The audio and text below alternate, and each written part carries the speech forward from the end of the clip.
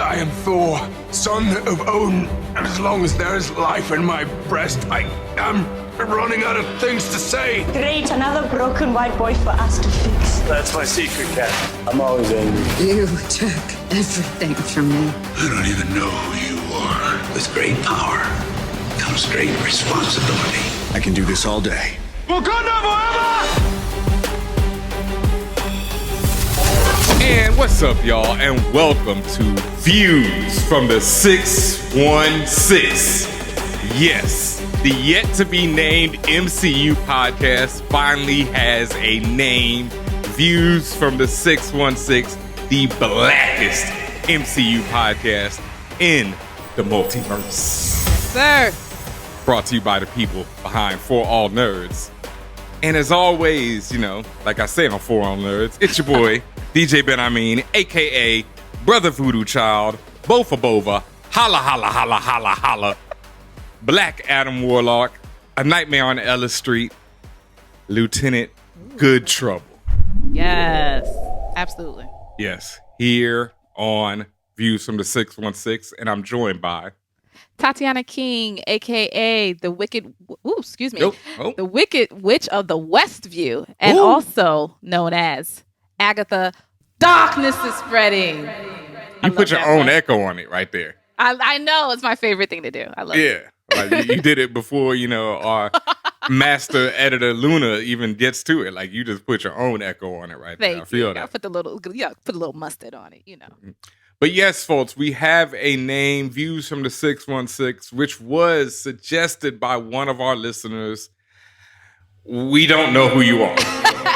And that's not for lack of trying, because we've been asking around both the Instagrams and the Twitters, and no one's stepping up. No one has a clue. Yep. So if this was you, if you helped to inspire this name, or you gave us this name, or whatever the case, please hit us up so we can give you your props directly. But we're giving your props indirectly right now. Thank you so much. Thank you so much. And thank you to everyone who suggested the rest of these names for this MCU podcast, where we are covering WandaVision at the moment, but we gonna keep this going right after WandaVision. We gonna roll on into Winter Soldier. Mm-hmm. Shit, we might have to do Views from the 616 on Justice League and really hurt our own feelings. Well, why would I don't want to do that crossover? Hell no. Nah, you ain't ready for that just yet? No. I mean, you know, it's Views from the 616 on 4 hours. Oh yeah, four. You know, yeah. We got to make we got to have a separate DC name for that. So true. Yeah, we got to give them their respect over there. I feel you. Okay, so Views from the 616, where we will be covering all of the MCU. We know that the MCU might not be the 616. It's actually known as Earth 19999 something like that, but we know that the comic book universe is the 616. Yeah, and this house is the 616. Okay. Yeah, and it sounds so fire, you know what I mean? It does. Shout out to Drake. We need to get him up on here real quick. For copyright infringement. So he can sue us real quick. Word up. But yes, we are covering WandaVision episode 6, the all-new Halloween Spooktacular. You want to give them the basic plot and the rest of this stuff? Of course. All right. Well, first of all, directed by Matt Shackman, as per usual. Created, show running by Jack Schaefer. Written by Peter Cameron and Chuck Hayward this episode. And here's the place. Do I know Chuck Hayward? I mean, besides Wayward Hayward. No, but that's, I feel like I know. Yeah, I might. Like personally? Yeah, I might. You know, it sounds familiar as fuck. But yeah, keep going. Yeah. Let's find out. But but just to give you the plot for this episode, I have to say, you have to do this because you have the rhythm on this one. Oh, come on. All right. Yeah. This year, Halloween fell on a weekend. Vision and Wanda was out trick-or-treating. Hey. Quicksilver was robbing little kids for bags. Agnes went a bit mad. The last part didn't really work as well. But all right, you give them the rest now. All right. That's right, folks. Our minds are playing tricks on us as this week's episode of WandaVision is Halloween-centric, with Wanda desperately trying to keep a hold on the town of Westview. Tommy and Billy are growing up too quick, while Quicksilver plays devil and angel's advocate, and Vision just wants to know what the hell is going on. I like that. What the hell, for real?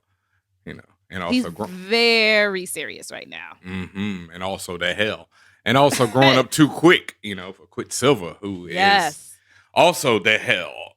Now like all the other episodes, I did enjoy this, but I enjoyed it even more because this is my era now. We're talking about the 90s, early 2000s era. And that was a huge theme of this whole thing from the very beginning to the very end. There were so many, of course, that we're going to speak about later, but Easter eggs and things thrown in there that make you feel that you were in that, that era of rad and tubular and shit like that. So extreme.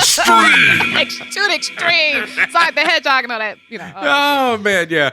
I did not realize that Malcolm in the Middle. All right, first of all, they seem to have skipped a decade. Can we talk about that? Like, what happened to the 90s? So because Malcolm in the Middle started. I did not realize. I didn't realize it was the 90s, but I think it was like 2000. It's in the year 2000. Well, this episode, like I said, a lot of the stuff I was seeing were mid 90s to early 2000s. Yes. When I say early 2000s, I mean stopping at like 2004 at most. Yeah. That, like not even going that far. So it's like they were. Because when you think about it, like when you think about Y2K and all that shit, that still has really strong 90s vibes, even though it's supposedly a new century and all this other stuff. It was still shit that's just old. Like if you look at shit from 2000 now, you're like, God damn, that look old. So I get it. Like it was a little mashed together because the thing about WandaVision is this all takes place in the year 2023, right? So, and we're on episode 6, so we only have 3 more episodes left. Yes. So it's like they're going to have to they may have to start merging things a little bit. Like, I mean, what are they going to do? Go early 90s and then late 90s? No, they're going to, it's mash just it like, all together. Yeah. So I just wanted to, I thought we were going to get a, episode, and I don't think we are now. I wanted to get a Married with Children episode. With Al, I wanted Vision as Al Bundy, Wanda as Peggy. Come on, with the big hair. Vision coming home, sticking his hand in his pants. Well, they did shoot something like that, and it's just ended up on a cutting room floor. True, or maybe it's coming up in a quick cut. We'll see what happens. Maybe. But no, what was just bugging me was that I did not realize Malcolm in the Middle came out in the year 2000. Like, I thought it was like 90. That was my shit. I love that. My shit. I love that show. Yeah, I love Malcolm in the Middle. Oh, man, that little, the little black kid with his little gasp. Oh, yeah.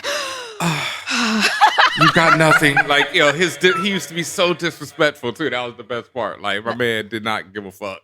No, that was a big childhood show of mine, so I appreciated that. I believe it. But yeah, like we said, this was the 90s and early 2000s. It's fudging on the years a little bit, but still we had some really good vibes here. And one of the theme that they were going into was like that holiday special. And as you know, I don't know if shows really do that anymore, but really hard body in the 90s and especially in the 2000s. Shows did holiday specials, so Christmas specials, Halloween specials specifically, where especially like you've seen it in places like The Simpsons, where they give everyone Halloween-esque names and things like that. Same thing here, the whole Halloween Spooktacular and all that shit. So a little corny, but plays right into the decade. They're still doing that, in fact, and shout out to Blackish because I love how they can on their Halloween episodes they reference each year before that. Like they'll be like, "Oh, we dressed up like this last year. We did that. We did that." Yeah. Yeah, so I really like how they've kept that going, that whole trend, and that goes back to just like you say, probably the beginning of television. Yeah. And then from the very beginning of this episode, from the intro song itself, which every intro song is explicitly explaining what's going on. And it gives you this, as I mentioned, rad, tubular, rebellious attitude of the 90s. And Malcolm in the Middle seems to be the center point here.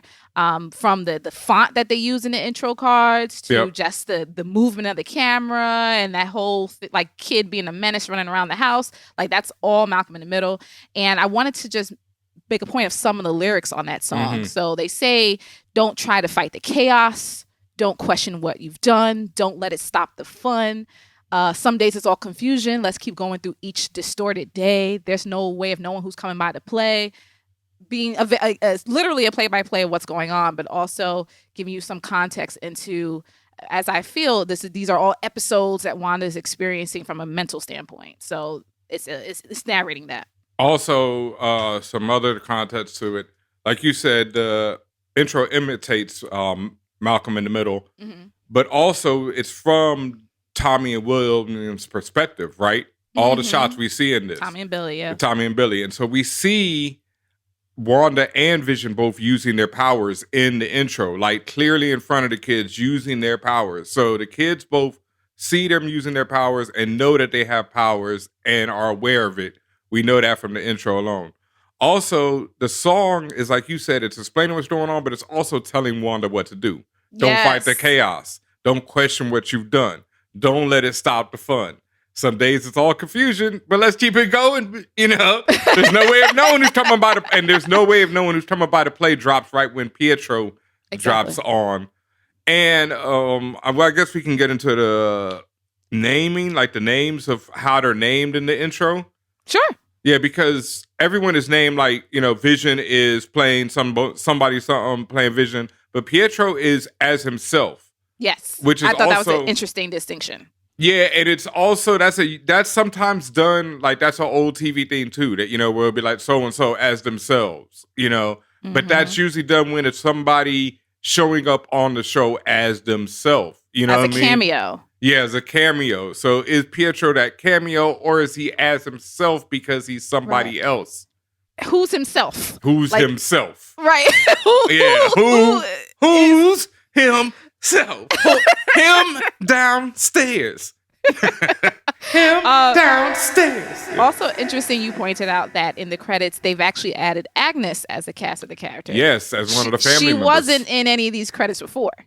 No, not as one of the family, you know, not like that, not as named as Agnes, you know, all in the family, all up in the mix with the little naughty on her butt. Yeah. Yeah, with her Juicy Couture. Yes, with that Juicy Couture. Oh, God. Again, another very early 2000s. Oh, my late God. 90s move. That was straight my club life. You know, that was, oof. Lots of Juicy Couture tracks. The good times. As mentioned, again, this is heavily influenced by that time period. So even throughout the show, throughout this episode, rather, all the scene music is very alt rock. So things like, you know, Blink 182, Yellow Card, Sum 41, all of that type of shit. And Billy, particularly, you mentioned how it was from his perspective. He, throughout the episode, is talking directly to the audience, to the camera, just like Malcolm in the Middle star, Frankie Muniz. So, yes, sir. Straight up clowning his bro and all that, too. Yeah. And then when he clowns him, that's another trope that's used. And shows still use it now. You mentioned Blackish, they use that still. Heavy. Jump cuts when someone says a memory or someone says, well, remember when you did this? And then they actually jump cut to that actual event happening. Okay, that happened several times. Yeah, and Simpsons beats Malcolm in the Middle to the air by a few years. So is Simpsons the first one to do that? A few years. Simpsons been around since early 90s. Yeah, so that's what I'm saying, by a minute. Oh. Yeah, so is Simpsons the first show to do the jump cuts to humor like that? I wonder. That's a good question. They may be one of the shows that made it most popularized prominent. it. Yeah. But I don't know if they're the only, the first rather. But I remember there was this HBO show back in the 90s that used to do weird stuff, but I can't remember if they did jump cuts and stuff. But they did all that talking to the camera and all kind of other super weird things that were like now everybody's doing. Yeah. And, you know, as we're talking through this, it's interesting because this bleeds through from the previous episode with all of we talked a lot about fourth wall breaking and that aspect of people knowing or not knowing that they're in a TV show. So that idea of Billy talking directly to the camera, like, first, who the hell is he talking to? Does he believe that he's in this world? Like, does he believe this world to be real, or does he realize this is just a construct? What's happening? I think Billy and Tommy both realized that this is a construct early on, even from before this. Also, it goes with the whole, like you were saying, extreme and rebel attitude of the 90s and also of 90s and 2000s television. And just the evolution of television, like we talked before, how it starts with them having separate beds to them being close together, to her getting pregnant and things you didn't see. You know, you never saw people get pregnant, you know, back in them days, you know. Absolutely. Now you see people having pregnant and all that. You know they're having sex. Then in the 90s and 2000s, like we were talking about Married with Children, where it's just outrageous. Everything's free. Yeah, I mean, you know, your kids is trash. You know, all this different stuff. I mean, that was what, you know, Married with Children Homer was strangling Bart. I mean, Homer and Simpsons were both, you know, I mean, Married with Children and Simpsons were both called out during their time because people were like, yo, you can't show that stuff on TV, even though it's more just showing the reality of life, you know? And so this is more of that too, where you have these rebellious ass kids and Vision being rebellious, you know, Wanda pushing the limit. Like I was talking about even before in the intro, that you see their magic and their powers early on, all this stuff, because it's like we're getting to a turning point where there's no going back. And I can't find my note on this, but because there were two posters when you mentioned when Billy or Tommy, one of them, was making fun of the other, and they did the jump cut to them in the room playing DDR. One of the posters says rebel rather, and another poster says something to the same type of effect. So I'm just like, is this just them knowing what's going on, or someone influencing them to like go against the script? Dance Dance Revolution. Shout out. Right. Oh, that was my shit too. Yeah, for those who don't know, some people don't know what you talk about when you say DDR. So. Oh yeah, damn. They don't. Right. Yeah, mad people might not know that. Dance Revolution. Oh my god. Yep. So again, that's the overall overarching theme of this episode, which leads us to the other huge theme, which has so many different layers, and that's the theme of Halloween itself.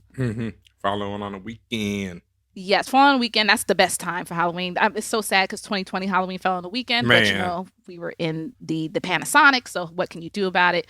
But when it comes sound, surround motherfucking sound, 3D, stereo, or high def, my God, Dolby Vision, all that shit. In this episode, like with Halloween, I thought I split into two approaches because it's akin to what both of the boys had said when they explained what Halloween was. The first thing Billy says is Halloween is a magical holiday. It's all about family and friends and the thrill of being someone else for a day. That is super prevalent throughout the entirety of the episode. Also, just of a sub note, Halloween, depending on who you talk to, is also about the occult, spirits, death, etc. When we talk about being someone else for a day, that's happened multiple times. Wanda and Vision in this episode are in their old school comics version of their superhero costumes. So you see the traditional Scarlet Witch, all red costume, Scarlet red costume, and then of course, and these are all makeshift versions, so it's a little tacky. And then you have Vision in the green and the yellow, green and the yellow with the big painted red face. The green and the green. You talk about the big balloon thing, the big green. Vision's outfit, Vision's actual costume. Oh, okay. Sorry, yep. Yeah, his classic. And also, what was so great about that is he comes down the stairs to the line of I think I can't remember if it was Tommy or Billy who's talking about Pietro being a man child, and then you see Vision coming down the stairs in his underwear, wearing his underwear outside. them yellow boxes. That's going to be such a great Halloween costume and cosplay coming up. When Wanda first appears in this makeshift old school costume, she says that she's a Sokovian fortune teller, which actually isn't far from the truth.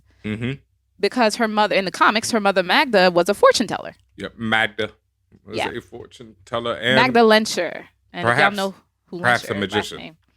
Yes, perhaps. It's if you know Leshner, Magneto's last name, and you know, potentially, but as we've been told in the MCU, they're enhanced and not mutants, so we get it. Listen, but we're gonna get into that too, because I mean, and you know what? Forget it. Let's get into that right now, real quick, because this is a blurry line that MCU is now drawing because they're pulling in the mythos of the Fox version of things, particularly with Pietro, and he's constantly talking about the parents. I don't know if you noticed that, but he's constantly saying mom and dad and our parents and this and this and this. Which versions is he talking about? And as you said, in MCU, the story is tweaked a bit. There's no mention, because at the time they didn't have the rights to it. There's no mention of Magneto. There's no mention that's their parentage. And even in the comics themselves, there's so many different stories of who these people meaning Wanda and Pietro, who they came from and who birthed them, if you will. But with that, like, there was, I forgot the name of the Twitter page, but there's a Twitter page that actually did a side-by-side of Wanda when she came out of the Hex and told off Director Hayward, and a couple of scenes from, I think, Days of Future Past. And it was a direct, like, literally the movements, the cadences were a direct mirror of each other. Oh yeah, when Magneto is turning the guns on everyone, and when Wanda turned the guns on Director Hayward. Yeah, even the flick of the wrist she does. Yep. And also, the interesting thing to me is, like, in the comics, the parentage was only changed because of legal rights. Like, the whole idea that Wanda and Pietro aren't mutants was only because of legal rights. At the time, they had pretty much abandoned the X-Men line. And X-Men, as you know, is one of Marvel's biggest sellers, as we see from the House of X and Powers of X and everything that came out of it. But at the time, X-Men was so abandoned that people were like, yo, Marvel is going to cancel X-Men. They killed Wolverine. It was all this, stuff. And people are like, oh my God, it's over. And they're trying to push the Inhumans down everybody's throats. And everybody's like, it's not working, fam. And then they got the rights back. And now, X-Men is #1 seller for Marvel again, etc. And in the comics right now, there's a huge debate where they're calling Scarlet Witch the traitor and all this and calling her not a mutant still. But that's the mutants saying this. So we'll see what happens. So relax, basically. We get it. There's a lot of different history and all this to all this. There's a lot of different history.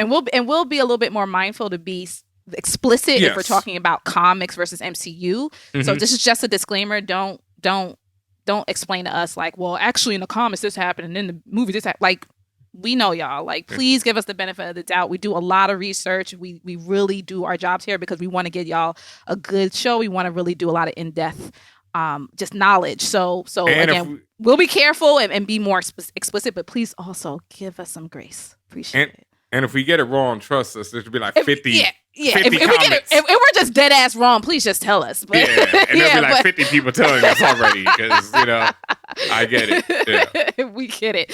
Also, in terms of just being someone else and costuming, we see Billy's dressed in his makeshift version of the traditional Wiccan costume, and both Pietro and Tommy are both dressed up in their traditional Quicksilver costume. Yep.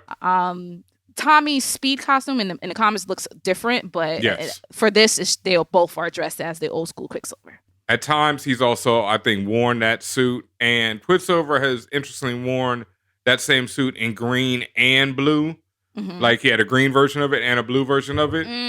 And the Speed, basically wears a green, like an updated version of the green version of Quicksilver. So it's still the same costume, basically. Got it. Okay, that's good to know. Speed's costume is whack, just like his name, true. Speed's costume is so basic. I can't really say I like the old school Quicksilver costume either. No, but it was hilarious at the time. Even back then, like in the 80s and 90s, I was like, oh, this is so terrible. Yeah. Wiccan's shit though, and I even loved how they had the stars on his sweater because Wiccan's traditional costume is just stars. His whole joint is all like space. Yeah. So that joint is so ill that I love that they gave that little touch on his sweater. One thing I wanted to say is Billy's comment about, the thrill of being someone else for a day. I thought it was very telling and kind of funny because I felt like the residents are in a perpetual Halloween because every day they're playing somebody else. Pietro, he makes this point later on in the episode when he says, well, the personalities that you gave them, or he intimates this, but he said, well, the personality you gave them aren't that far from the truth, and it's just like, yeah, but that's not their personalities, and it's not their life, and it's not their life. You've seen breaks in all these people. You've seen it with what's the guy who works with Vision? Norm. You've seen it with Norm where he's just like, yo, where's my people's at? I'm stuck here. I don't want to do this.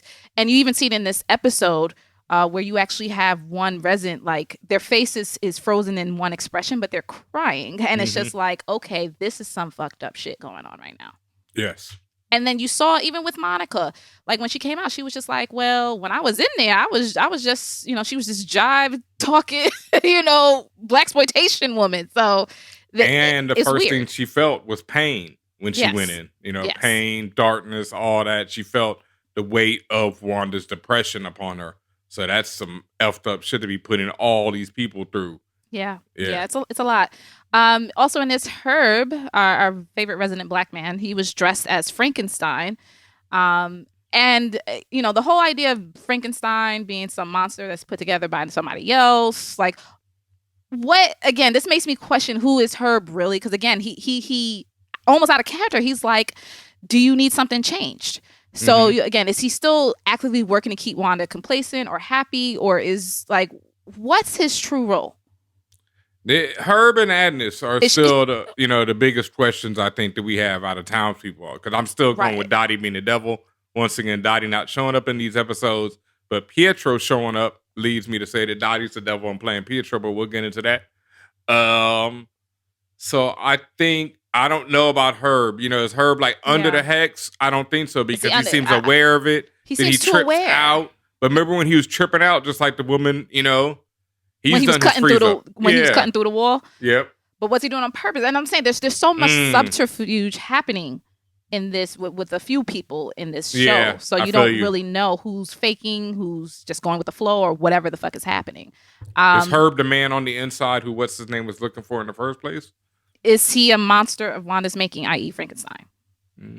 What's going on? You also have going on? you also have Agnes dressed as a witch, which is very telling if you go in the Agatha Harkness route and what she represents and what potentially she could be doing there. You have Agent Wu, Monica, and Darcy disguising themselves as sword agents. Again, the idea of being someone else, the thrill of being someone else. Even when, and I didn't expect this, but when they were being taken away by the sword agents after they got kicked out, like Wu just all of a sudden was started throwing hands, and I didn't expect that. And it was like they all seemed real excited about it. And Darcy was like, "Damn, nobody told me the plan." I'm just like, "Okay, that's pretty thrilling." I mean, I don't know why I keep on sleeping on my man Jimmy Woo. Maybe I was just sleeping on him. I just didn't expect that out of him. Like, man, Jimmy Woo. Listen to that name, Jimmy Woo. Like that man is not getting fired, dog. That man is not here to play, dog. He don't play games. Yeah. Jimmy Wu-Tang. Yeah. Again, in terms of being someone else, Vision now seems to be aware that something is amiss, and he clearly wants to get out the hex, but he keeps playing into his role in order to not raise Wanda's suspicions. As you can see, he outright dead-ass lies to her face, saying he was going on patrol to go, what did he say, like wayward adolescents or whatever. And really, Mance was investigating. Yes. He was walking around trying to figure shit out. And also, he tells her at the beginning that the only clothes he had in his closet was this outfit. Like, he had no choice but to wear this outfit. But he said it with a lightweight attitude. Oh, and then straight when up, she looked at him like, oh, then he turned around and was just like, oh, what did he say? Oh, darling, you're incorrigible, which means like you're without, I can't change you. You're perfect. And then he went into the corny ass fake Spanish and stuff and all that. Yeah, chili con carne. Yeah. Well, y'all gotta stop. If you don't know Spanish, don't. The whiteness came out. The whiteness came out. Just don't. If you don't know Spanish, Lord, you're sounding like El Blumblito. So I've been doing my Duolingo, and that I was like, oh, I know what he's saying, and that is terrible. That's terrible. Yeah. And we this one we're gonna talk more about this later in our thing. But chili with meat. Yeah. Like what? We're gonna talk more about this last one in terms of this part of the theme later. But when the hex gets expanded and the sword base and all their equipment and shit gets swallowed up, the agents become clowns and mimes. And to me, it was a literal personification of how Wanda feels about them. Straight up. They're also, clowns. Real quick, in the comic books, in the Scarlet Witch and Vision miniseries, the Halloween issues are always a big thing.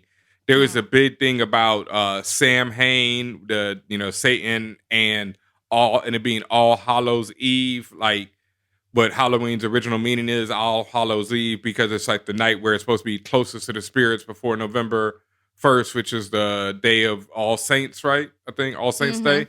Yep. So then all the saints, souls or saints, all the saints. But the night before is supposed to be the wicked night, and so in the comics, it's always some witches or somebody. That's when Agnes, I think, casts a bid spell. That's when the Salem 7 or 6, I can't remember their names, so they get blown up in that issue.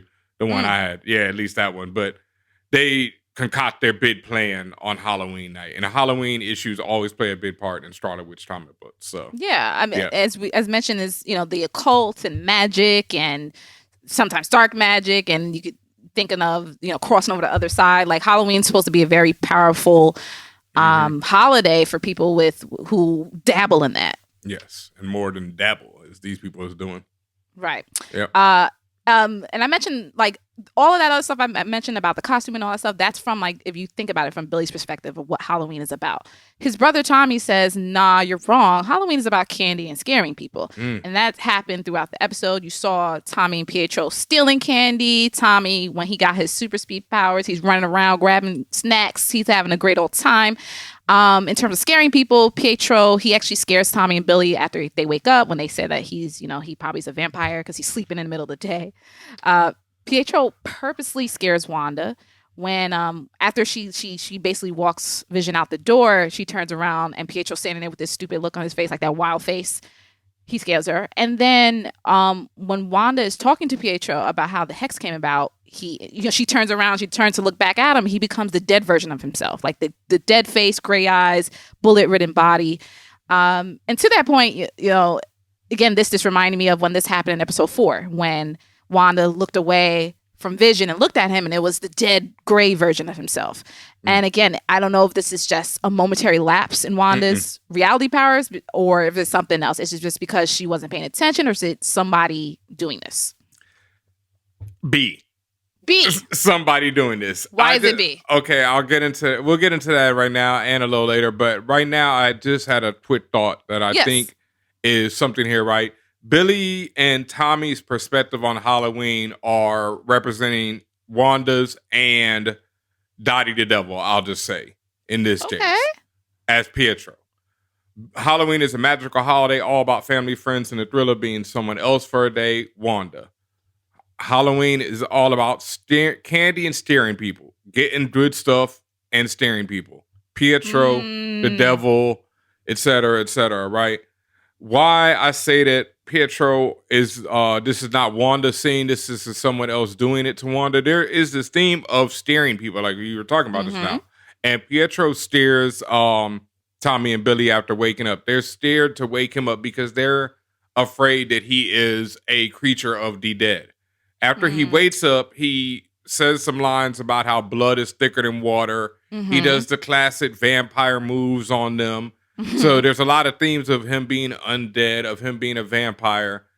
And then as we get into Pietro, if we want to get into him right now, there is so much going on with him, and a lot of his lines and his actions clue you into the fact that he is not Wanda's dead brother. He's not who he says he is. Not at all.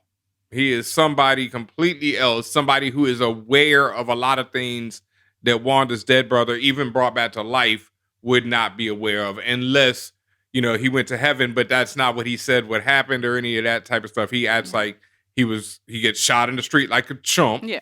So he did say like a chump. So do you think then this isn't even the Fox X-Men version of Pietro? This is just somebody else completely. Somebody else completely. Okay, we got to pin that because that's a major. We'll get into that when we get into Pietro. Okay. In the next major theme of children, of course, Halloween is also known to be a big holiday for children for obvious reasons, besides the candy and the fun and all that stuff, but also particularly convenient. How convenient, Wanda, that now that there are children present in Westview. We've made that distinction very early on, probably episode 1 or 2. We were like, yo, where the kids at? And then in the most recent episode, even Vision was like, Wanda, where are the children? I pass by a playset every day and there's never no little ones playing on it. What's going on? So now they're here and they're here en masse. And it just seems like the town is very filled with people now. It's a great deal of kids, which I think maybe doubles the population or more, at least the population that you see on screen. And it also may coincide with our theories that we had earlier about Wanda's control being based on proximity. The reason why we say that is because, well, it's a few things. The extent of the power may be based on how many people she can control at the same time. As we know from, I think it was episode 4 or so, the Westview population is around 3,800. It's 3,892. And perhaps it could be a few things, right? Maybe when she's not actively thinking about certain characters or things going on, they don't move or have activity, right? We use the twin babies when they were first born. We use them as an example. Like when she wasn't focused on them, they never made a sound. Then all of a sudden, when she cared to see what they were doing, they were awake and doing all sorts of shit. Or were they even there? Listen. Then what we see in this episode 6, as you get closer to the edge of the hex, people either start glitching out or they're in complete suspended animation. They're still alive, but they're just doing some weird shit. That woman putting up the Halloween decorations, where I mentioned earlier she had that one sad tear coming out her eyes. Her and the guy she's with are in an infinite loop. Frozen facial expressions, but obviously just still alive. Then they're also playing at different speeds. Their loop. Yeah. Then which is something really subtle, but really ill as well.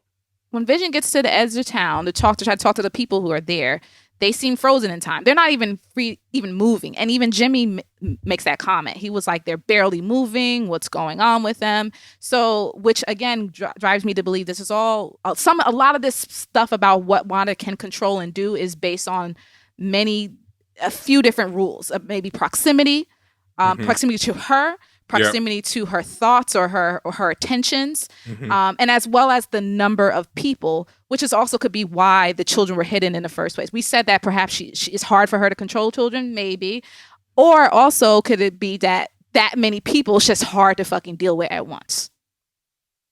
I think that many people, and I think it goes with what Pietro said about her keeping the children asleep up until this time. Like all these children have just been sleeping in their beds through this whole thing until she needed them. And then the kicker for me, which is why I think my approach that I just mentioned makes sense, is because in order for Wanda to expand the radius of the hex to try to get Vision back in, she has to pause everyone else. And she has to do that in order to redirect the energy of her power to expansion. So which is why I'm thinking, okay, all of that stuff comes into play. Mm-hmm. And Wanda pretty much went full on Wanda, Scarlet Witch when she expanded the hex and made it all Scarlet, and you see it as a hex because that's something that can be viewed for miles at this point, right? Mm-hmm. Like this is now a major disturbance. Like next episode, I fully expect to see Doctor Strange. This is when, like it's time now. Like this is now a problem. This is not just some small town enveloped in an invisible field. Now this is a giant red hexagonal shape, that is miles wide, right? We're assuming, miles. They were driving for a good minute. That's miles at least, like miles wide. No, this is something, this is now an issue. Do you expect to see Wong? Nah, he's still. This ain't good. This ain't big enough for Wong. Come on. Wong's not coming out. You think Wong come out for something like this? Wong don't come out for something like this, man. You got the Wong come out when Thanos is around. I see how that's a sanctum. Yeah, if Thanos ain't around, you know what? You don't need me. This is Wong we talk about, fam. You better call you better call Doctor Strange. That's how Wong feel. Oh my God. We've been clowning Wong for them. No, I'm not. See, I'm bigging him up right there. I'm saying that you only It's both. You only call Wong. Wong only come out for big things. You know what I mean? Wong is not here for that minor mess. You know what I mean? No. Facts. Hex, whatever. Yeah. You know what I mean? One town. Please.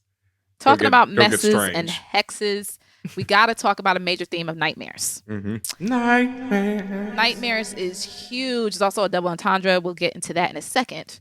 But the first mention of it really is when Monica is talking to Wayward Hayward, and she's pissed. She's like, because this is from the last episode. She's like, "Yo, why'd you do that missile strike? We just trying to help her." Hayward, he says his piece, and then he says, "We take Wanda out," or he said, "We take her out. We take her out. This whole nightmare ends." Nightmare for whom? It's a nightmare. It potentially is a nightmare for everybody in there, as you see that they all are going through some type of pain. And we see it like every time Vision wakes up, quote unquote, people, they seem to be coming out of a dream, and WandaVision world, that reality is their nightmare. Mm-hmm. The dead version of Vision and Pietro are nightmarish. And even like, as you said it earlier, all this wild stuff that Pietro is saying and talking about, it's all very, it's not necessarily positive. Let's say that. It's not a positive dream. It's more shit from a nightmare. Yep. You also have nightmare creatures, which are all over the town in terms of the costumes, ghosts, and all that other shit. You see someone even dressed up as Freddy, who is a very famous nightmare creature person character. You also have the whole horror element there with Freddy and Jason and how that whole thing works. It was mixed together. It was one dude as Freddy Jason. Yeah, which like he was just getting them all down. Wild. Yeah, he was Freddy versus Jason all at once. Yeah, and I mentioned this. This is also partly a double entendre because there is something about that name Nightmare. Do you want to talk about that? Yes, Nightmare is in my notes. I have him as the whack ass, but I won't call him the whack ass. He definitely, his style was always trying to trump to me. The whack ass who? Doctor Strange villain. Nightmare is also in Marvel a Doctor. No, not Doctor Strange whack ass. I actually like Doctor Strange And I like Benedict. I just didn't like the movie that much. You know what I mean? Yeah, but he's great. Benedict is great as Doctor Strange. Like, oh man, when he's sunning Thor and Ragnarok and all that, and Loki. He's doing his TikTok dances. Yeah, he's great. Yeah. His TikTok dances. Nice. Sorry. Yeah, but Nightmare is a villain who, basically is like Marvel's version of Freddy Krueger, but he's existed way before Freddy Krueger. He's pale skin, wears a green suit. He potentially could be behind all this because he is a big-time Doctor Strange villain. He is multidimensional, multiversal, as we saw about the Multiverse of Madness. And Scott Derrickson, the original director of Doctor Strange Multiverse of Madness, wanted to use him. But whenever someone reveals things like that this early, it usually means Marvel's like, you can say that because otherwise, it's not happening. Yeah, it's not happening. So I feel like Sam Raimi, who's now doing the film, is probably going to go his own direction or whatever Marvel lets him do. Yeah. And I'm still leaning on Mephisto being the one who's coming up out of this rather than Nightmare. There just haven't been enough Nightmare references other than that. Right. Mm-hmm. And I did look up Nightmare to see his character model. Man's ain't got no drip, no nothing. Like, he's weak. No, Mephisto Styles is slamming on him. Okay. Yeah. Also, towards the Nightmare stuff, towards the end of the episode, Pietro tells Wanda he's not mad at her for creating the hex and says it's a long way from giving people nightmares with red wiggly woos coming out your hand. Yep. And, Pietro, he's questioning about how Wanda even has the ability to do all this when before it didn't seem that she had the power to do that. This is also very telling because he's literally talking about when she was giving people nightmares with red wiggly woos. Mm-hmm. In the Age of Ultron, Wanda did just that. She gave everybody on the Avengers, or almost everybody on the Avengers, nightmares when she was messing with their heads. In that movie with Tony, she gave him the nightmare of all of his teammates dying and Cap basically saying it's his fault. Why didn't you stop this? With Thor, she gives him the nightmare of Asgard crumbling, which is really close to the events of Thor Ragnarok. All of her predictions were pretty much we're talking about. Yeah. They were telling future movies. They were future, right. Yeah. And also feeds back into that whole mention of her being a Sokovian fortune teller. She's giving you a nightmare, but she's also giving you a vision of your future. Because Tony was seeing Endgame and Infinity War. Yep. Cap, he being haunted by his past. He's in that World War II setting with Peggy, and then her and everybody else just disappear, and he's alone. We've seen that a million times. Black Widow and her memories of when she was coming up as the Black Widow and being forced into sterilization, the fact that she can't have a family of her own. And with Hulk, we don't even see what he goes through. He just gets mad. Yep. Hulk's out. Yeah, he hulks out. But listen, he's always mad. There it is. Always angry. That's to tell you, Cap. I thought and winding down on our themes list, I thought help. The word help or the idea of helping was a big theme because in this episode, constantly everyone and anyone, they're asking for help. Help me, nigga. Like they're asking for help. They're talking about helping somebody. It's nonstop. So to give you some examples, in the very beginning, when there's a little squabble between Wanda and Vision about who's going to be with the kids, he's talking about Uncle P's to the rescue. Also, right there, he is inserting himself into them as the father figure. Yes. And him and Vision he's like, I got the Y chromosome. Yes, and him and Vision have a little back and forth that's real subtle. Like Vision gives him a punch to the shoulder that Pietro is not feeling at all. Yeah, so there's a little... And he's also breathes a sigh of relief when Vision walks out the door. Yeah, so there's something subtle happening under there. Tons. Tension. Yeah. Herb to Wanda when she's talking to Herb outside, he says, "Is there something I can do for you, Wanda?" Again, constantly asking these people, saying, "What can they do to help her and make her happy?" Agnes to Vision when Vision's awakens her, she says, "Are you here to help us?" Monica to Darcy when Darcy is warning her about entering the hex again. Monica says, "I know what Wanda is feeling and I won't stop until I help her." Darcy, she's yelling to the sword agents when Vision is coming apart outside of the hex. He's doing his whole Humpty Dumpty routine. She's saying, "Why aren't you helping him? Help him." And then Vision himself, when he's yelling to the sword agents as he's dying again, he says, "Help, the people need help."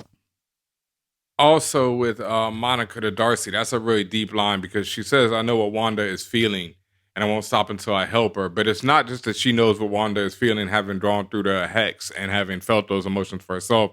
It's also the fact that she knows that feeling of grief, having lost her mom, and knows what it's like to have been in a situation where you feel like you could have done something and you couldn't because you weren't there.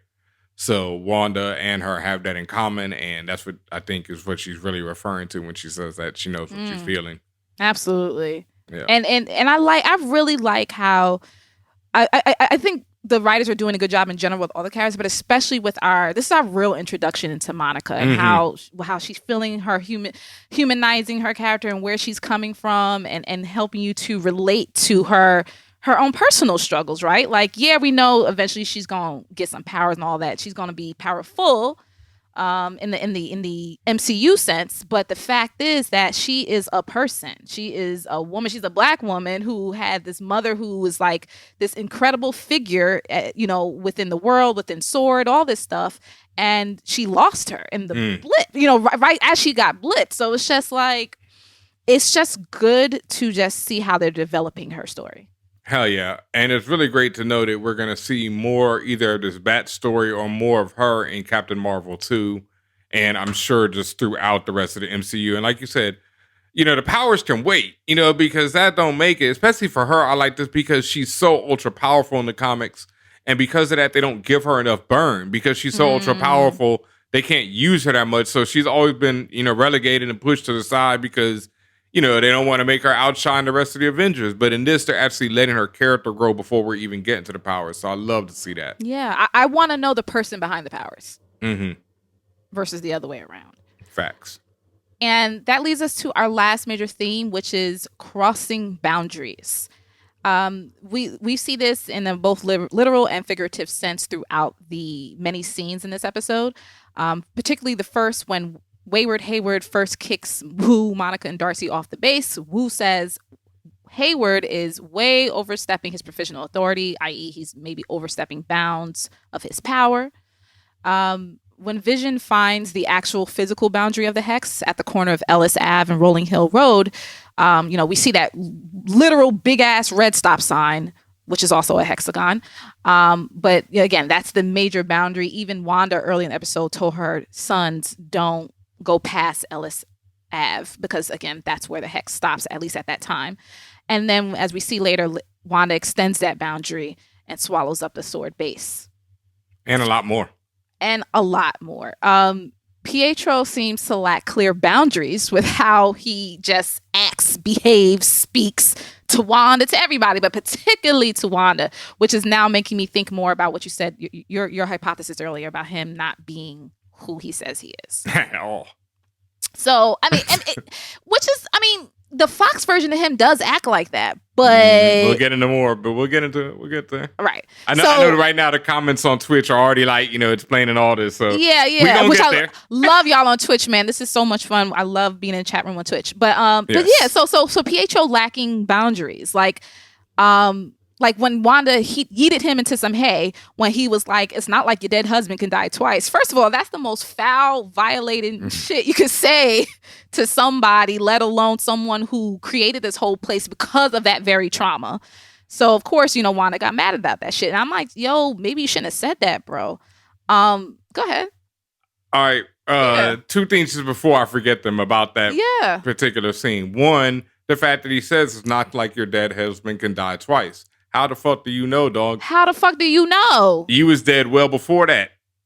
And if you are Pietro from another multiverse or whatever, you wouldn't have this information. Yes. All right.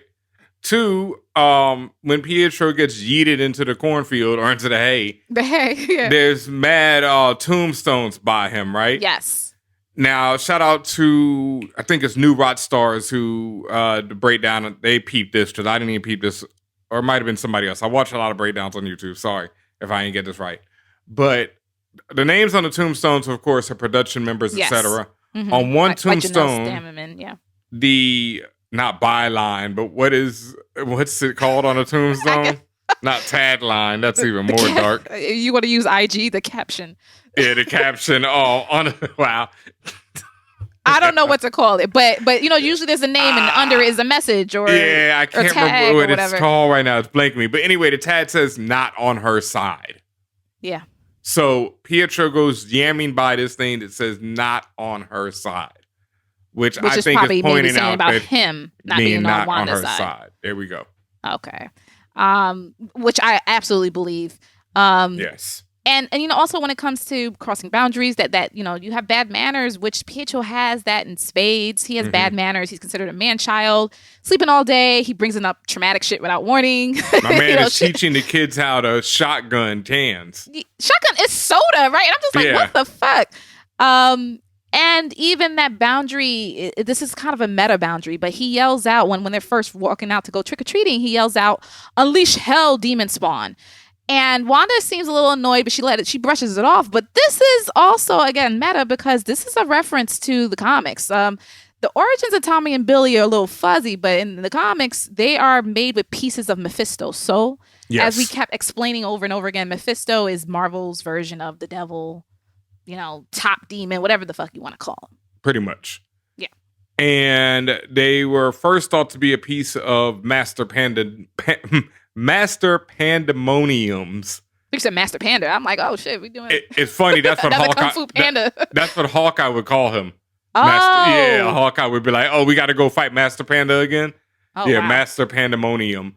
Pandemonium? The word pandemonium actually means the abode of demons in certain, whatever. So pandemonium, like where the demons live, and so Master Pandemonium had his soul split into 5 parts. He was searching for his soul. He thought that Billy and Tommy were part of his soul, which led to the iconic and disturbing photo that I guess, I get to post this on our Instagram this week of Master Pandemonium holding up his 2 hands being Billy and Tommy as babies. Wow. Yeah, this is in comics in the late 90s, 2000s. So but it's literally demon spawn. Literally demon spawn. Like it's one of the grossest pictures you ever see. It's very disturbing. And so why are you gonna post it? Because I brought it up. People want to see it. Yeah. All right, Pietro. Look, them posts be getting all the lights now. People want to see these comments that we talk about. That's comments I copped. This is facts. We do post all the comments that we talk about on the show. In reference to WandaVision. So there you go. You're going to get some demon baby arms. Okay. Look, you asked for it. Or maybe you didn't, but it's coming anyway. The last point in the boundaries theme, Wanda's... Talk about crossing boundaries. Yeah. Wanda's initial boundaries of keeping her powers hidden seems to be out of the window now, as we see both her and her family, except Vision, they use their powers in the open without hiding. No one else seems to be caring or paying attention. The physical boundary of the hex being moved out from where it was before. Crossing a lot of other people's boundary and swallowing up a lot more people. She swallows up Darcy amongst others. So I'm like, what's going to happen to Darcy? Like, is she going to change into a character like Monica did? Is she going to what is she? I'm fully going with that Darcy is going to turn into her character from Two Broke Girls. Because Two Broke Girls is the 2000s, late 2000s show. So I'm fully, God. If yeah, they do fully that because was wild. Yeah, they're already we've seen clips where they're doing Modern Family, where where Wanda is talking directly to the camera, and it looks like they're in a Modern Family house. I've tried to avoid as much of the trailers and everything as possible, y'all, but I've definitely already seen that really short shot of her sitting in that Modern don't Family. watch the trailers. Yeah, but I've seen the shot of her sitting in the Modern Family house with the gray binder and her talking directly to camera. And people have said that Vision walks in and is like, "Who the fuck are you talking to?" Yo, but I think that's next week. But I'm hoping that we get Darcy as Two Broke Girls. Yeah. And you touched on this earlier, but the idea of boundaries is also parallel with what we're seeing, which is really the evolution of TV and the stories we see on television. The social norms and boundaries of the 50s, for example, is way different from the boundaries and social norms of the 90s, 2000s. So you see the drastic changes. And again, whether or not it crosses certain people's boundaries really depends on the person. And it's also like we talked about before and like we're talking about now even is the breaking of the fourth wall, how the characters are breaking the fourth wall and how that becomes a more standard thing. And TV in the 90s and 2000s becomes a lot more like self-referential where they make references and these jump cuts to old TV, to old movies, to all this old stuff that the people who are then creating it grew up on, where to now it's like people are creating TV are the same people who grew up on TV, where before people who were creating TV grew up on books and other shit, before that, and that's like where their influences come from. The creators coming up now grew up on TikTok and Vine and all this other stuff. Yeah. So, and so the influence, their entertainment, see that, it's going to, the entertainment that they create is going to look different than the entertainment that these people created, etc. Yep, same thing. Excellent point. Yeah. All right, so that is all of the themes, which leads us now into the characters. Again, we may talk about characters that have already been introduced to give some new information, or we'll talk about some new characters. We talked a lot about Pietro already. Let's talk about this man. Again, now you really got my interest peaked. So I'm like, really, who the hell is this man? Because, Wanda confronts him about how he got there. Why does he look different? Why, what happened to his accent? And I just was dying laughing because my man said, well, where's your accent? So I was just like, ooh, he's the only one who, out of everyone, he's the only one who's directly challenging Wanda. Like, he talks back to her. Like, you notice how whenever Wanda's like, oh, you're not going to do that? And people switch up real quick or they get a little bit nervous. He's the only one who's just like, he's saying wild shit from jump and not really caring about how she reacts. He also, oh no, go ahead. No, continue. Okay, he also, like you said, from jump, he plays sleeping when they're talking about, as he sleep. He does the fake snoring, the classic TV fake snoring. He listens to what they're saying. He sees Pietro is the only one who seems to be paying attention when Tommy's speaking to the camera, right? Billy just sits there playing the game or whatever, and Pietro's looking over at him like, what does he talk about? His parents are been fighting lately. Okay, what can I do about that? How can I insert myself in this? We talked about him early on when, he gets Vision out the house. He's happy. He's trying to replace Vision as the father figure. He starts influencing the kids to rebel against their parents. When they're like, oh, Mom, you look cool. He's like, no, she looks lame. And they're like, lame, word. Which is like, these kids must be the key because, first of all, Wanda was influenced to have them or create them in the first place. And then, like I said, I don't know. Remember before when I was just like, did Agnes spray some stuff on them? Or was that really lavender? Or what was that kind of sped up their whole growth and development and all that other stuff? So it's just all, what is the real purpose? Are they really trying, is Tommy and Billy really the keys to everything? Yes. Okay. But yeah, I like that definitive yes. Without a doubt. Yeah, it's all about Tommy and Billy. Now who's behind everything? I have no clue. Well, I have several clues. I'm not 100% sure on any of them, but yes, I do believe that the whole key of this was forcing Wanda to have children. Like I've said in earlier episodes, I don't believe that was Wanda's intention. Like, she wants the happy family with Vision, but I don't even know if that involves kids, at least in the MCU.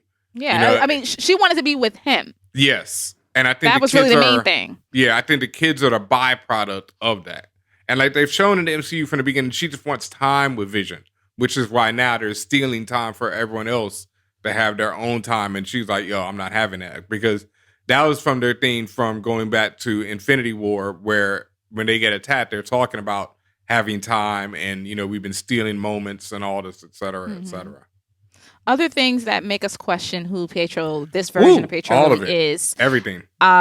He talks about how he remembers being shot in the streets, which would be what happened in Ultron. And then the next thing he says, he hears Wanda calling to him. Also, he talks about it, like we said, he said he gets shot like a bum. Yeah. Like, for no reason. And I'm like, you really gonna clown yourself, bro? Yeah, you gonna clown yourself after you died heroically to save everyone? Yeah, like you died for a good cause. Yeah. Like you, as you say, you were being heroic and all that stuff. So now you're gonna come back and say, yo, y'all was a fucking chump. Like who would do that? The devil. You know what I mean? Who has Pietro Quicksilver's hair is straight from the comics. Also reminiscent of horns of a devil. Yeah, it is. Yep. He brings up memories that are different from the memories that Wanda remember when he talked about his childhood. He says, remember that one year we got typhus when they were trick-or-treating? And it brings up this bizarre kind of like bizarro, stereotypical Chernobyl vibe type of Sokovia, right? Where they're out trick-or-treating and it's a little comedic. You see the old woman give them a fish as their trick-or-treat. And he's wearing like that eye patch. She's wearing the weird bug ears or whatever you want to call them, antennas. So, and then even in terms of another memory, quote unquote, Wanda tests him, asking if he remembers in the orphanage when they were a kid and some other kids would steal his boots and this kid had the skin thing. I was just like, wait, well, first to me, I was like, wait, what the hell is she talking about? And to me, the only person that matches that description is Nightcrawler. But again, that could be reaching. Oh, no, multiple X-Men. Multiple. It could be any. It could be multiple X-Men, right. It could be any number of X-Men with skin themes. Nightcrawler is not even the first thing that comes to mind. There's so many. Yeah. But one thing I did want to point out, because someone else pointed this out on the internet, is that it's possible that when they're kids in that fate memory, they are dressed as Nick Fury and Black Widow, because she's got like antenna? what could. Yeah, the antenna could be spider eyes, and my man shot the eye patch. Well, the eye patch I could see being, yeah, but I don't know about the... I mean, it's a reach, but, it's also could be that weird, childhood, also spies. Also, they're not who they say they are. They're dressed up as spies. I mean, that memory or false memory is also like an amalgamation of many... Again, it's more fake. It's like obviously fake and comedic. Mm-hmm. And like if you listen to the audio, you hear gunshots and gunfire in the background. It's like there's some war going on in the background. And there's Soviet posters behind the woman. Again, like I said, like the whole Eastern European Chernobyl type shit. Like, as you said, the atomic posters, and then you have like that flaming barrel. Like, it's just very Borat. It's strange. So I don't know. And we said this before earlier. How does he know about all this information about Vision? There's other clues lying around, and again, why you think this Pietro may be somebody else, because he seems to feed off fear. Yes, he stares Wanda early on in the house. He stares the kids. He stares Wanda. He then stares her again with the shift to dead Pietro, which also the thing about it is this, right? When he goes to dead Pietro, not only are his wounds different than what the real Pietro had, he's still dead Evans. He's not dead... whatever that other actor's name is. I cannot remember his name right now. Taylor Johnson, right? Aaron Taylor Johnson. Yeah, it's still not Aaron Taylor. So he's still, I mean, I know they're not going to bring him in for that shot, but they could have showed him from back. They could have done a lot of different things. But they still went that he's still the same dead dude. But they did show, there was a quick clip of when they talked about when he died, and they showed the clip from Ultron. Yes, they do. In the intro of the show, previous to what happened. And that's another point, right? In the intro of the show, what happened previously on Wanda, they show him getting shot. They show the scene where he was shot, not the scene where he actually gets killed. Because that's the last time that Wanda saw him, was when he got shot, before he got killed. Because he gets shot twice in the movie. He gets shot once, and then later on he runs and he gets, capped and, catches it. Like the first time he just gets clipped. Second time it's like a chump in the street. And that whole chump in the street line, I got to go back to it because it's just so weird that, like I say, he would talk about him dying heroically, but it's also that idea of like, it gets real meta, like where he died for no reason. Because in the meta sense of it, Quicksilver died for no real reason other than the fact that the licensees were two different people at the time. And they didn't want to have, if they knew that Fox's Quicksilver was popping, they didn't want to have Quicksilver popping on their own end and have all the confusion. So for no reason. Murk him for no reason. Damn. Yeah, cold-blooded. Cold-blooded. Yep. In terms of characters, we talked a lot about Monica already. We said this last week, and it was confirmed by Darcy that the energy in the boundary has altered Monica's cells on a molecular level, and particularly because she went through twice. And now she's about to go through a third time. That's going to be it. God knows what's going to happen. Yeah. I also see you have that Monica brushes it off when she gets this news because it's a sad reference to her mom. Very sad. Yeah, very sad. Having cancer, cells metastasizing, cells in remission is what metastasizing, sorry, and I should know that. And cells in remission is what people go through all the time dealing with cancer. Mm-hmm. It's also interesting because people point out that there's two theories right now that Monica already has powers and knows about it, and that's why she's like, whatever to this, or... Why she's so blasé about test results and yes. all that shit. Mm. But then there's also when she knocks out the guard that she seems surprised at her own strength. I really don't get that from that shot. I more thought didn't get that either. Yeah, Monica just served dude was more surprised he went down like a sucker. I don't know. But yeah. I just thought they were just full of adrenaline. That whole scene felt like, a action movie thing. Could they just serve these guys? It's like they're easily served. Like maybe Wanda's helping them. I don't know. I was laughing because I was like the people walking in the background. I'm like, y'all don't hear that? They didn't hear nothing. Y'all don't hear that? Y'all don't. Straight up they're not video close, game. but they're close enough. They was like Metal Gear, bro. Like they were just out of range. They just did not know. The exclamation point didn't. They just kept going about their daily routine. The agrosphere just was not touched whatsoever. Not touched at all. I get it. Yeah. Tommy and Billy, both of their powers manifest in this episode, which I thought was super cool. Thanks to Pietro. Thanks, Pietro. Tommy, also known as Speed in the comics, he has super speed like Quicksilver. And then Billy, known as Wiccan in the comics, he has telekinesis and telepathy amongst potentially other things like Wanda. Yes. Like people wanted to point out to us, he has the potential to become the Sorcerer Supreme. But like I've also said on previous episodes, at first his potential is to be the Demiurge, which in Marvel is like would recreate magic in general, like just ultra powerful dude. Like this dude's outrageously powerful potentially. Yeah. The kids tend to be more powerful than their parents. Yeah, and he just like upgraded Wanda basically. Once again, y'all, look up his suit. Look up Young Avengers by Karen Gillan and Jamie McKelvey. I'll post some images from that so it's not just baby demon arms this week.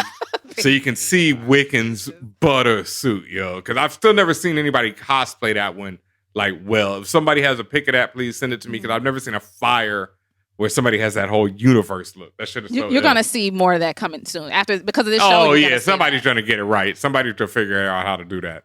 Yeah. We talked you talked a bit about the dichotomy of Billy and Tommy's approach to life and how they feel about Halloween and what that may really represent. We see Tommy using his powers to steal candy, have a blast. When Billy comes to his power, he is more serious, right? So he hears Director Hayward talking, saying, "Oh, Vision wants to leave." He hears Vision, his father, yelling in pain, which means he can hear outside of the hex. So does that also mean he can potentially leave the hex? We'll see. I don't know if he can actually hear outside of the hex as far as that he can see where his dad is. And because his dad is outside of the hex, this is what he can see. He heard Hayward. So I understand hearing what you're saying Hayward makes sense for Vision, but he heard which is Vision outside of the hex. But Vision heard Hayward. Oh, so Vision is nothing more than a microphone. There you go. Yeah. A transmitter. Okay. Yes. A radio. Can't live without my radio. Vision just can't live. Agnes, this is a slippery fish. Agnes is a very slippery fish. Is it a red herring? Could be.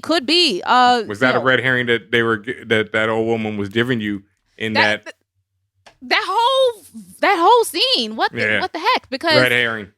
Vision finds her at the edge of town in a trance, right? She's just sitting in her car at that stop sign we said at the corner of Ellis and Rolling Road. She says she got lost. And Vision's like, "Bruh, in the town you grew up in? How did you get Nah, bruh, because lost? I ain't got no license here because I'm not a real person."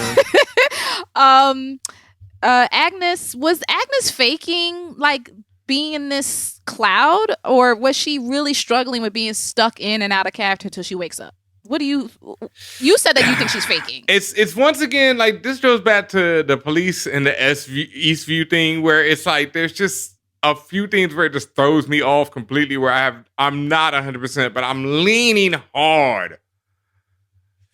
No, I'm not though, because I literally, sure? Yeah, I know. I just did the Gollum, like I did the Master loves us. Master's first. He would never hurt us.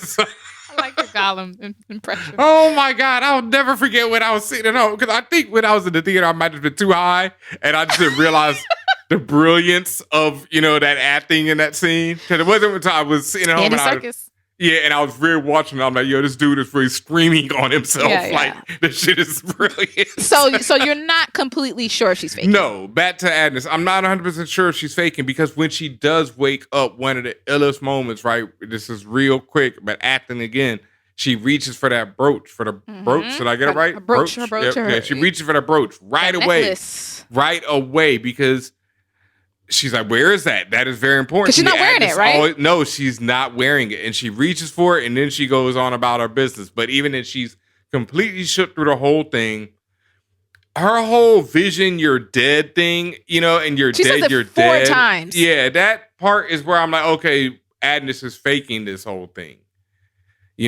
Why? I don't know. Yeah. Remains to be seen. Also in stuff she says no one leaves and all is lost. And that could be another hellish reference, but a reference to Paradise Lost by Milton. Yes. They say all is not lost, the unconquerable will and the study of revenge, immortal hate and courage will never.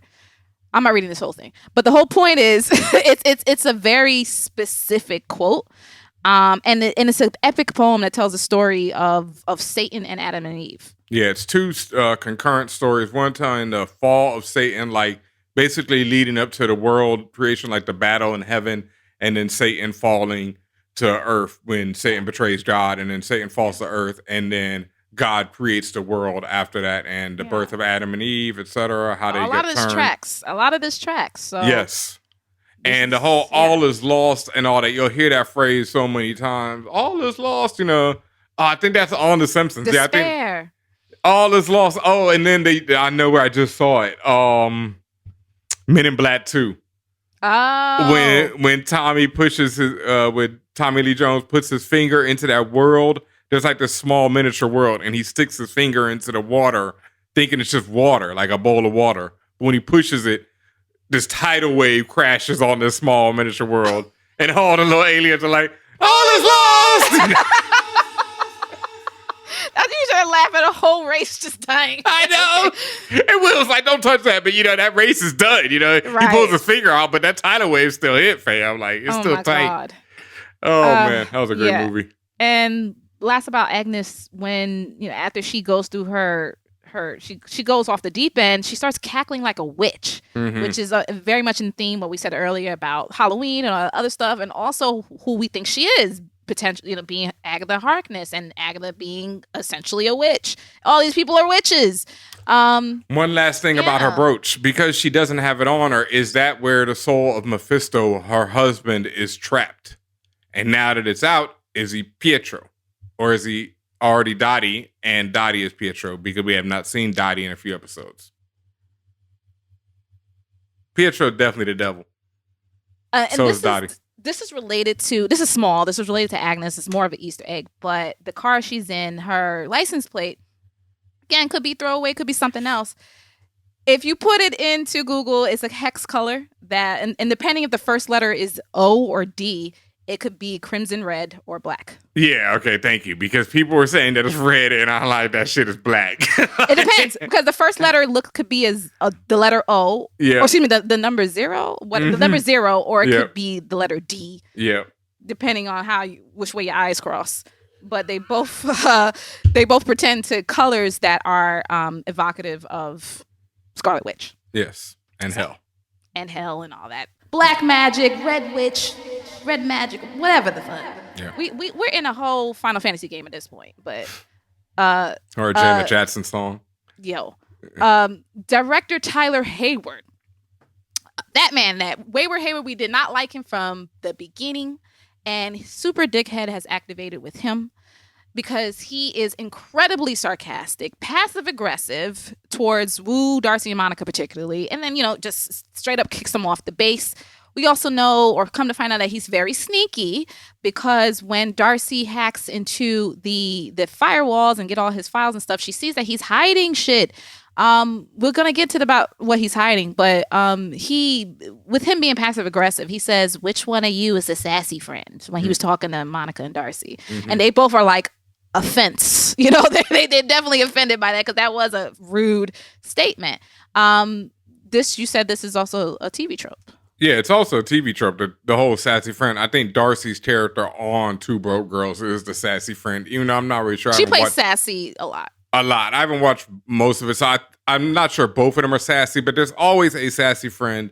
And also, it was a direct shot at Monica, because he knows that she was playing the sassy friend and felt disrespected, as she should, by being forced to play the sassy friend. Right. So I was just like, okay, don't read me. Damn. Man. The thing, you know, hey, we may not like him, but my man delivered the goods with that one. He just be. I just want to punch him in the face. To be honest, I know, yeah, because he make you want. I just came here to fight. Yeah. I just came here to fight. I choose violence. The thing about him being sneaky, as I mentioned, Darcy finds that file or his files of information. She sees something that's called cataract. Mm-hmm. It says classified weapons intel, and then with a label of eyes only Hayward T. Yep. So some secret file that's just for his eyes only. Interesting thing about cataract, if you know what that is, a cataract is a medical condition which results in blurred vision. And again, this tracks because I've noted all the repeated references with Hayward constantly talking about sight and being able to see. Like he's always talking about having a clear picture, clear vision, being able to see more, see through things. He's been saying this ever since the day he showed up on this series. Because he wants vision. Because he wants vision, right? And then of course the everything that comes along with Vision's name. Mm-hmm. Cataracts also creates a cloudy lens on your eye, which is similar to how Vision and Pietro's eyes look when their dead versions show up.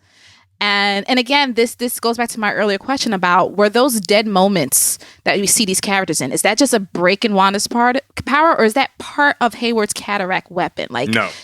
Is it something? What's going on? Someone using this weapon to try to get Wanda out, or has nothing to do with it? Neither. I think the cataract weapon is actually Vision. I think cataract, it refers to Vision himself and being like, once they have control of, once they put something over Vision, like, over the Vision to like control some subroutine within his body, which is why they was working on him in the sword lab. Yeah, I don't think the cataract is being used on Wanda. I think there are two, people are like, who's the main villain of this? I think there are two opposing, or maybe more, but at least two opposing forces as far as main villains. I think there is Wayward Hayward, whatever he's up to.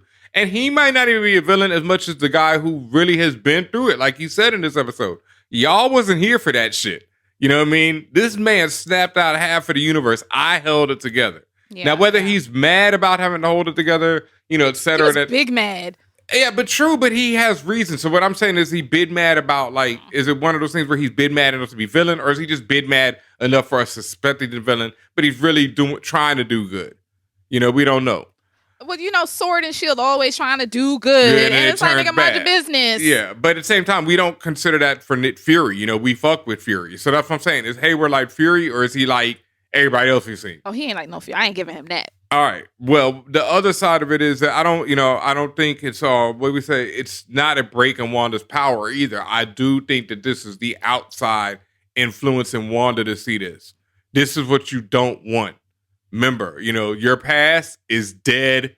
You need to stay in this town. Remember, she sees Vision dead, and then she's immediately like, oh yeah, we can't leave. No, brother.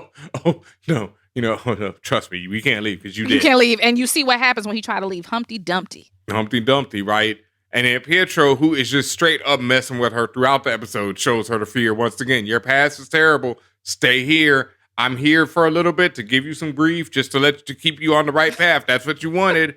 You know what I mean? Give you grief. Like people talk about it like grief as like, that jokey mess with you, but it's also give you grief. Grief. Yeah. Yeah. Yep. Lastly, in the characters list, I wanted to mention Jimmy again because I just applauded him for throwing hands first. He seems to be coming more into his own, especially he's a steps away from when we first met him in Ant-Man and the Wasp, and he's really taking shit into his own hands. You said he counted the guards before he went ham, like he was trying to figure out. What his odds were. My man was like, okay, wow. 1, 2, 3, and then whap went to work. Yeah. You said he learned to hotwire? How the fuck did they get away in those trucks? Well, he said, I'm an expert at hotwiring. And we see Ant-Man hotwiring early in the car. So I feel like Jimmy Woo has been in touch with Ant-Man because he had to learn the magic trick. And so he just been, him and Ant-Man been kicking it since, this all went down. Gotcha. Well, actually, how much time has that been for Jimmy Woo to have been kicking it? Ant-Man was dusted for, it's been like 3 weeks. No, maybe not. Jimmy Woo's just been, maybe during those 5 years, Jimmy Woo has been like obsessed with Ant-Man. I mean, that magic trick he was on his ass about that magic trick. That's what I'm saying. So he's been obsessed with everything Ant-Man. He was probably hanging out with T.I. and Luis and the other dude. I forgot T.I. was in that movie. Jesus. Yeah. Reminding me. I know. Will he return for the next one? It's a question. Ugh. You're fucking up your Disney bag. Moving on. Commercials. We got another commercial this time. Mm-hmm. The darkest, probably. The darkest, most effed up commercial. I clutched my pearls. I was just like, oh, that one left real fast. Yeah, real fast. This commercial is for a product called Yo Magic yogurt. It's a riff off of the old Yo Play Go-Gurt commercials of the 90s and the 2000s. For the 99 and 2000s to be specific. It's very dark version to me of the similar commercials from Saturday morning cartoon programming. Mm-hmm. And they utilizes that stop motion claymation style. So you've seen it in commercials like Lunchables, California Raisins, a few others.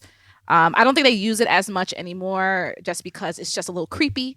If you know Wallace and Gromit, you've there seen we that go. style. I was about to pick up Wallace and Gromit. Yeah, but besides that, all the other ones I've seen are super fucking creepy, and I don't really like it. These are the wrong trousers. I used to love, like, even before Wallace and Gromit, I loved claymation as a kid. Like, did you? Yeah, the earliest that I remember is, oh no, Mr. Hand. What is it, Mr. Bill? Yeah, Mr. Bill. I want to say Mr. Bill's a SNL skit. I'm not sure where it first came from. Commercials about that. That little guy they did. With the he's like red and yellow head, and then and then oh no, Mr. Hand, and it was just somebody's hand coming and crush him. Yeah. Oh God, Mr. Bill used to kill me and my boy as a kid. Dog. We were fanatics for Mr. Bill. But that style be creeping me out, and it definitely creeped me out on this commercial. Yeah. Again, the kid on this desert island. He's talking about he's so hungry he can eat anything, which to me, again, we all know about these commercials. These are snapshots of Wanda's past, the snapshots of her psyche and what's going on. She talks about how she was so hungry she could eat anything. To me, that represented her desperation and her loss of hope. She even talks about it when she's talking to Pietro about how she felt empty and there was nothing there. As we know, these events of WandaVision is 3 weeks after the events of Endgame. Yep. So that's still plenty of time to be really buried deep into your sorrows and sadness and all this other stuff. After the kid says that, this shark pops out of the water. The shark says, "Oh, how he used to be like that all the time until he took your magic," and it gets cheesy. He snapped on your magic. Could be representative. Could be representative of Agnes or someone else that convinced Wanda to splurge on her magic so she would never feel hungry again. Or it could be representative of someone who gave Wanda something to amp up her magic so that she would be capable of this level of power. Or it could be somebody snacking on your magic, as he said. Making her use his power so they can consume it. Yes. It's a shark. That's what sharks do. Yep. The shark gives the kid the yo magic, but the kid is too weak to open it. Like, Mans couldn't even take the lid off. He just gives the kid the thing. The kid's weak, so he can't open it. Days and days go by. He ends up withering away and dying. You see that skull. That shark says the tagline, "The snack for survivors." About Wanda, she was initially faded away during Infinity War after she was trying to hold off Thanos and killing Vision. She did come back for the events of Endgame, so she's considered a survivor. She survived damn near everything leading up to Infinity War, unlike Pietro, and her family, Sokovia itself, etc. Yeah, she's a survivor. Yeah, she's a survivor. Give her that. Yeah. Right. What else could this commercial be representing or referencing? My only question that I just could not get is, like we talked about last week, is how the commercials seem to be representing a different Infinity Stone for them for commercials. This was our 5th commercial, and I'm not sure what stone this could represent. There was a lot of little things, but none that made me like, okay, that's this stone. So yeah, I don't know if that theory is holding up anymore. I'm trying to think what reality, space. Yeah, we've had reality. We've had the cosmic cube. We've had the vision, power, soul, mind, and time. Mind and time. We've had time. We haven't had power yet. That could be power. Power could be power. Was anything purplish in this one? I'm not even going by the colors because even Marvel kept changing the colors up from the beginning. So, but they cement. They got onto their colors. Like now, purple is power. So. I don't know. Could be power. I'll go with that. Because yo magic. Yeah. Yeah. You also mentioned about something about Tony. What did I mention about Tony? You said referencing the idea that people like Tony. Oh, sorry. Yeah, people like Tony. Sorry, so many references I'm forgetting. That Tony, everybody else trumps the Sokovia, offers them bullshit ass hope and doesn't do anything. Basically gives them something. It's just like we see, in real life. Yeah, relief efforts are always, we bombed your town, now have some food, Yeah. Yeah. But it's like food is, we need the food, but food is also beyond and besides the point of what we actually need. It don't matter when you just bombed our town and we got nowhere to live. And let alone physical bombing. What about like mental bombing? Like you see it how you see when you have underrepresented communities that don't get funding and shit like that. Communities that are over policed, and then they go, oh, well, here's some cute shit for you now, but it's just like, when are you going to address the systematic issues here? Never. That never happens. All right. Yeah. And also, again, a cute little tidbit here about the actor who actually voiced the shark. His name is Adam Michael Gold, and according to his IMDb bio, he has a deathly fear of sharks. So I thought that was, either really interesting or really fucked up that they made him voice this shark. I go with the latter. Because I seriously doubt they knew that when he was cast. Yeah. I mean, they ain't know, it's just like one of them weird coincidences that sucks for him. Could be a weird coincidence. Hopefully that didn't shook him. That'd be really weird if voicing the shark shakes him as well. I hope not. Yeah, hopefully not. Let's wrap this up with our Easter eggs and inspirations. We talked a lot about this being 90s, 2000s and all of the shows that were acquainted with this era. We talked about toys, the attire and the environment. And we mentioned, Dance Dance Revolution. We see Jenga there. We see what is either a PlayStation 1 or 2 there. Billy and Tommy using terms like rad and lame. That Juicy Couture. Pietro's wearing a puka shell necklace, which is very 2000s. Oof, man. I never did. The music and the references to the music of that time. I mentioned like Yellow Card, Blink-182. Even Pietro and the Boys smashing pumpkins. That's 90s. Aww, that's very cute. Very cute Easter egg when they're walking through, when they first show up in the town square, the family, on the movie theater marquee is The Incredibles and The Parent Trap that are playing in that theater.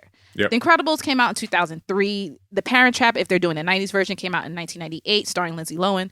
And The Incredibles is clearly about a superhero family who they initially hide in their powers and they use them to save everybody. And even one of their kids is a speedster like Quicksilver / Speed. Yep. Then with The Parent Trap, it's essentially about, the two twins who live on opposite sides of the world and they swap identities to go live each other's life. And to keep their parents together. So the two Pietros, the two kick-asses are trying to, and also the fact that Billy and Tommy are trying to keep Wanda and Vision together. Yeah. There is, besides the actual marquee on the theater, later in that town square scene, there's a literal black and white movie playing. I couldn't tell what it was, but you did. Oh, immediately, fam. The original Night of the Living Dead by George Romero himself. The first movie pretty much set off the whole zombie everything. And it's straight up a classic. If you've never seen it, it involves, zombies in this small town. A black man gets into this house, helps protect everybody in the house. End of the movie, he gets trapped. Of course. Of course. And George actually claims that he didn't cast a black guy to make any, political statement, but it still happened. And it was a huge political statement because of it. And it's just a really great film. But it's showing the moment when the zombies are actually breaking into the house. And as this is happening, we see Vision bursting through the field. So is Vision the zombie? Literally living dead. Yes. Is Pietro the zombie?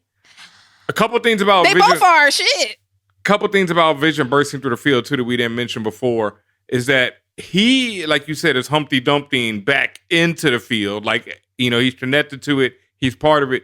Every piece of him, except for his soul stone, is breaking down. The soul stone is staying chilling. What does that mean? I have no clue. But I'm just pointing it out to you. That's a good thing to point out. Yeah, because I really don't know, though. It's like, I'm not sure if that means that Wanda recreated a soul stone with her powers. Or well, remember, what? she don't even know how she got there. She does not. Somebody plays that there to do something else. Yep. Listen. All right, let's finish these Easter eggs up. We talked about this next one last week about the kick-ass reference, but it's said again. Tommy says it when Pietro says he can help him get more candy, and then Wanda repeats the term kick-ass. We brought up last week that Evan Peters, who plays this version of Pietro, he was Quicksilver in Fox's X-Men. He was also in the movie Kick-Ass, playing one of the best friends of Kick-Ass, and he also became his mirror ass kicker. Aaron Taylor Johnson. Did he have a yellow and green suit? I don't know. Yeah, it was a reverse of the suit. Okay, yeah. Aaron Taylor Johnson, who played Kick-Ass in that Kick-Ass movie and was the original Pietro in the MCU version of Quicksilver, was the other Kick-Ass. I haven't seen all of Kick-Ass 2. That's what it is. He's in Kick-Ass. Is he? Kick-Ass he turns. 2. I think they were in both, but I think he's in both, but I don't remember him becoming an ass kicker in I think the first ass kicker one. was the second one. Yeah, okay. Because I've seen parts of the second one, but I ain't seen the whole thing yet. Yeah. And they're friends in real life, so it's just it's cool, it's cute. The Hex expansion, we talked about how the base becomes a circus. You got clowns and funnel cakes, and the greatest show on earth sign showing up on the side of a cart. That helicopter turns into a hot air balloon. The Westview funnel cake also says Tunnel of Love because this whole thing is about love. Lord Jesus. And then the Westview sign changes. It changes to say home is where you make it. Well, make it, which is very indicative of what Wanda is doing the fuck now. Random Marvel references galore. Pietro talks about if I found Shangri-La, I wouldn't be reminded of the past either. That, on his face, exactly what that's about, but it also could reference several different things about Shangri-La itself. Shangri-La is described as a mystical place, that it's in the Kunlun Mountains, if you're going by the 1933 novel. That's also familiar to a place called Kunlun in Iron Fist. Which is inspired by that novel, obviously. Which is inspired by that novel. Iron Fist is the guardian and protector of Kunlun. But also, you said Marvel Mystery Comics 45. Vision is portrayed as the immortal guardian of Shangri-La and the one who discovered the secret of eternal life and strives to prevent the unenlightened from attaining it. I think that's the old school Marvel. I think that might be other character name is Vision. I'm not 100 on that one. Who knows, but yeah, whatever. But Shangri-La is basically Nirvana, heaven, and that's all. Yeah. That's what Quicksilver's saying. If I found heaven, I wouldn't want to be reminded of the past. Once again, forget about your past. Don't worry about who's stopping by, as the song went. In terms of the costuming, I thought someone was dressed in as a version of Hobgoblin. Yeah, it could be, could not be. Someone else. I did see this in passing today. Someone was like, that what is that thing that be in car dealerships that be waving around? They were like wavy balloon. Wavy balloons. It kind of has the eyes of Spider-Man. I'm like, all right, who knows? Maybe reaching. You thought the balloon looked like Dormammu. Yeah, another balloon in a big reach. So it's like Dormammu, the villain from Doctor Strange. Could be. Yeah. It looks more like the comic version of Dormammu. So we'll see. But yeah. Big reach. When Darcy is snooping behind the sword firewall, it mentioned, I noticed that there were 6 firewalls, 6-sided hexagon, all that stuff, all the connections. Sword is tracking Vision's vibranium signature, another Marvel reference. When Darcy finds Monaco medical records, the screen scrolls over a lot of other different files. And now, again, while we said before, a lot of the numbers don't necessarily mean something specific, what I have seen a pattern was that some of these numbers represent numbers of comic issues with certain stories that are connected to Wanda and Vision. So I saw Project C4-113, which is Avengers 113, where Scarlet Witch and Vision go public with their relationship. People is hating on them, including this group of suicide bombers, the C4. They almost kill Vision, but he survives. Wow, I'm dead ass. I'm dead ass. I know. I saw it, and like I said, I've never seen these comments before, and I saw it, and it's y'all Google. I've seen Avengers these comments before. That's right what I'm now. telling you. I think them outfits them niggas was wearing was okay. Anyway, I think you're reaching, but keep going. This is great. No, they're literally suicide bombers. I know, this is great. And they have plungers on their head that they hit to blow up. You also got to remember there's like mad 113s too, like they've done, there's so many. But I just did Avengers 113, okay? No, but there's also like mad Avengers 113. Listen, let's keep it going. I'm just only doing the ones that are potentially related to this. I know, yeah. Wanda reaffirms in that one, Wanda reaffirms she hates humans. There's Project R4-123. There's Project M5-247. And again, these are all potentially stories that are in or around the whole story of Vision and Wanda. And there's also a name that pops up called Ray Johnson, which is actually the alias of a mutant named John Wraith, who's a black man. He's a member of Team X. He's a member of the Weapon X program, but he's a member of this team with Wolverine, Sabretooth, and a bunch of other niggas. And his powers are like long-range teleportation and life extension. And we've seen him before because he was played by Will.i.am in that awful X-Men Origins Wolverine film where he was also summarily killed. Yes, thank God. So I do not think that I think that Ray Johnson works on the show, but we're gonna keep going. May not, but again, these are everything I'm talking about right now is all random Marvel references. Yes. And we talked about before, a lot of the names you see just pop up in credits or whatnot are people who work at Marvel. So those email addresses that autofill when Darcy is emailing that cataract file are all people who work in production, as are the names on a tombstone. But there's something that says Dr. Rivas. I don't know what that. No reference at all. Okay. Yes. Could be somebody who works on the show, could not. Yeah. Could be somebody who knows about Dr. Rivers. Who knows? Yeah. More Easter eggs about ghosts, witches, and monsters. Again, is Halloween. All sorts of fucking decorations related to this. There's skulls everywhere, which it keeps going back to these themes of this is maybe hell. We know it's not hell, but this is someone hellish is controlling all this shit. You see kids and skeletons behind the door.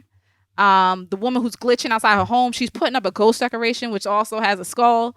Wanda herself is a witch, and we suspect Agnes to be one as well. Technically, Pietro and Vision are ghosts. If you want to say who they really are, the fact that they're dead. And there were also with the costumes of people walking around town, they are reflective of those universal classic monsters. So Dracula, Frankenstein, the Mummy, Wolfman. Yep. I was surprised when I saw all those different costumes. They all fit. And Marvel doesn't own them either, so that's interesting. So. Yeah. But they're also random. Public domain, too. It's public domain. That's the word I'm looking for. Like, anybody could do that. Yep. And then there was one more Easter egg that may or may not be true. What do you want to talk about?